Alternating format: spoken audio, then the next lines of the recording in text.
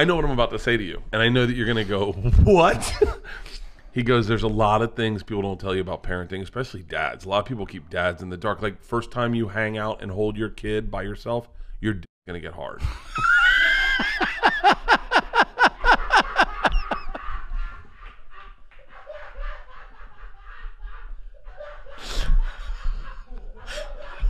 Hold on. It gets better. So I didn't know any better, so I just listened to him, and I'm holding my kid going, how come my dick's not getting hard? I want it to get hard. It's not hard. I thought something was wrong with me. And so I told Leanne. My dick got hard when I held my kids.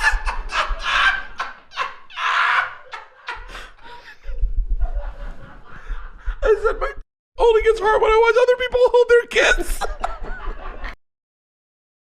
And people are still trying to sell women the dream of marriage and having children and having this quote unquote nuclear family that is supposed to be the traditional way that you are supposed to be raising your children under the same roof as the same species that is literally telling one another that when they come into fatherhood, they should be physically responding in a manner that they would be physically responding when it comes to them being sexually attracted to someone, where they would be aroused, and that there would be physical proof of them being aroused.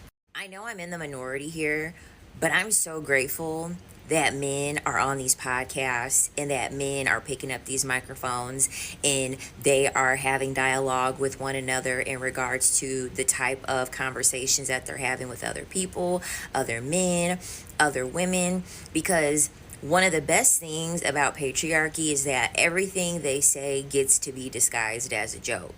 And so because everything gets to be disguised as a joke, and because we have the internet and we can easily be able to view things, we know that it's the truth disguised as a joke, because if they were to actually be, crass about what it was that they were saying, obviously you would be deeming these people as, PDFs. You would obviously be looking at these people differently if it was not under the guise of them, quote unquote, joking, them not being serious, them, laughing. Because, the first guy talking about it, he's turning bright red. He is turning bright red in laughter over the fact that he is questioning as to why he did not have a sexual response to his child when he held his child for the first time.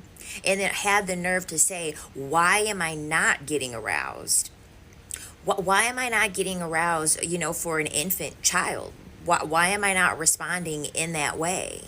And then it really goes to show you the level of submissiveness that men have for other men, even if it means that it is illegal, even if it means that it is not appropriate, even when it means that it is harmful to other people.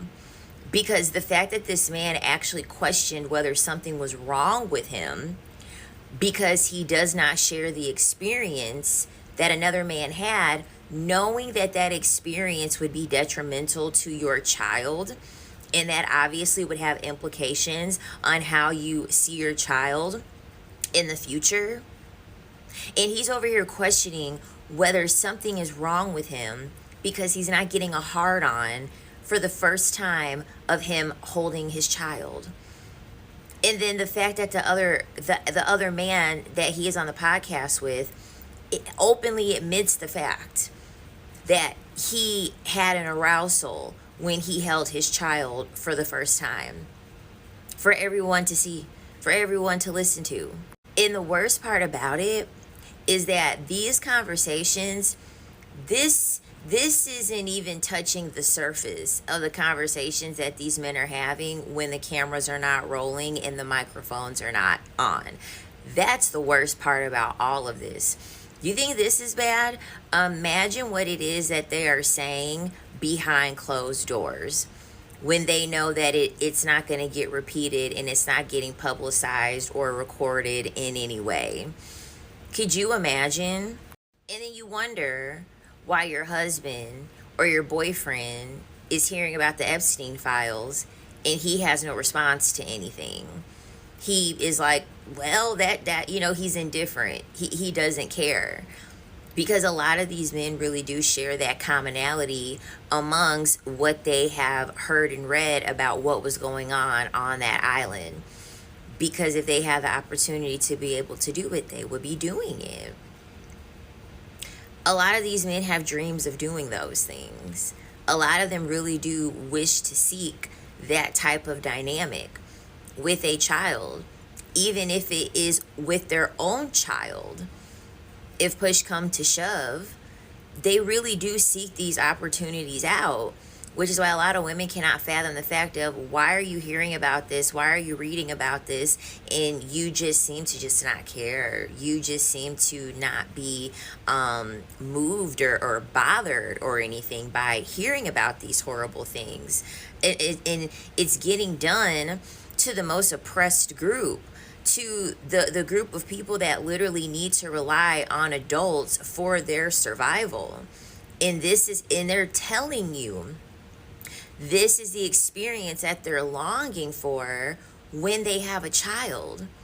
And there are women out here who watch these videos, and they will literally sit here and say, they don't mean that. They're just joking. He doesn't mean that. It's just a joke. And then there will always be women that will choose to procreate with men like this and give men children, and then wonder why years down the line their child will have a substance abuse problem. They don't understand why the child is running away, why the child is having all this dysfunction, why the child is having all these behavioral issues in the home and at school. But these men literally will joke in front of other men, in front of their own wives, in front of their own girlfriends, saying stuff like this. This is why the joking culture between men is so strong, because it grooms you to ignore the obvious and not question what it is that they're saying, because it gets to be disguised as a joke. As long as you say that you're joking, you completely get to just, it's a justification. It's a worthy justification, no matter what it is what you're saying. No matter how disgusting, harmful, vile, violent, threatening of something that you're saying, you get to disguise it as a joke. And as long as laughter is involved, it's really not that serious. You're blowing it out of proportion. Dialogue like that, commentary like that, is the reason why I am committed to saying child free. Okay, because you're over here having a child or thinking that you want a child because you want to nurture, you want to care, you want to give life, you want to take care of something, you want to fulfill your purpose of, what it is that you feel is, important to humanity. And then could you imagine having a child with a man who, he's not looking forward to all that. He's over here using your body as an incubator for 9 months to see if he can get a hard-on from the child that you all have produced. I mean, the complete insult. And the fact that there are women out here who are still procreating with these men when they're making it very, very clear to you that this is what they're looking for. This is what they're longing for. They're literally hoping to have an arousal. And then these are the very same men who say, oh yeah, if I have a girl, I'm not changing diapers. Okay, why do you think they don't want to change diapers? And not even just if they have girls. Why do you think they don't want to change diapers for a child? That's why. They don't want to change diapers for a child because they don't want to be held accountable for their sexual arousal when they're changing the diaper of a literal infant, a literal newborn. Because then they have to sit here and feel disgust within themselves as to why the fuck am I why am I getting aroused by my own child? Absolutely disgusting. And the fact that they never went back to think twice to edit this lets you know how comfortable men are around other men, especially when they know that men are going to be in viewership of the content that they take in. Because this is a normal, everyday conversation that men are having. It's a regular Tuesday. Meanwhile, for the child or for the mother, this is trauma.